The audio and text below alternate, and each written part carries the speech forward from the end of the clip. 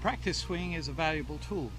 Now, most people around you are going to greet them with a certain amount of disdain and concern because they're worried, perhaps rightly, that they're going to take up a lot of time and also do some damage to the golf course. Now, in fact, neither need be true. If as a product of your practice swing you hit better and stay in play, then obviously it can be reasonably claimed that it's saved time.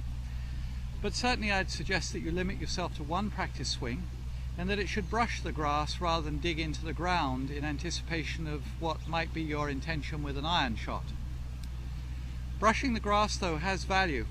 Two things about the practice swing which can be accomplished are that you can check to see if you've got the components of your swing, the things you know are valuable, done correctly. So I would suggest that the practice swing doesn't need to be done at quite the same cadence as your real golf shot.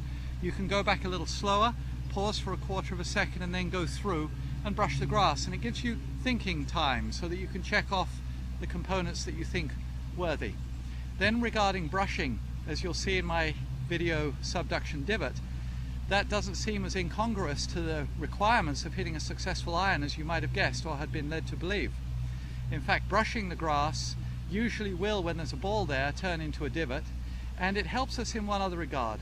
It tells us how far to stand from the ball, how much to bend over, and how to, in effect, compensate for or deal with the length of the club and the slope of the ground, the two major variables in golf which distinguish it, amongst other things, from the other sports that people regularly play.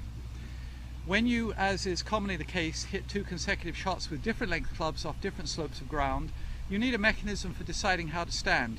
The practice swing helps to confirm that you've done that correctly. When you swing, and successfully because you brushed the grass, put the club back in the mark that the brush exhibited. Important for this reason: people usually don't. They take a good practice swing, brush the grass, and then completely reach for a new location and walk that to the ball. You've changed the components that got you that successful practice swing and what might be expected to be the right swing for the golf shot.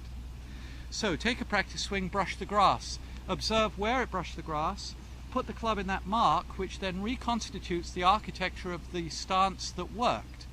Then walk that the few inches to the ball, put the feet apart, waggle, settle, and fire. And you should find that the practice swing doesn't take up an unreasonable amount of time. You're only taking one, doesn't leave a big mark in the ground, even though we can reasonably expect a divot to occur if you swing the same way when there's a ball there, and nobody will be upset.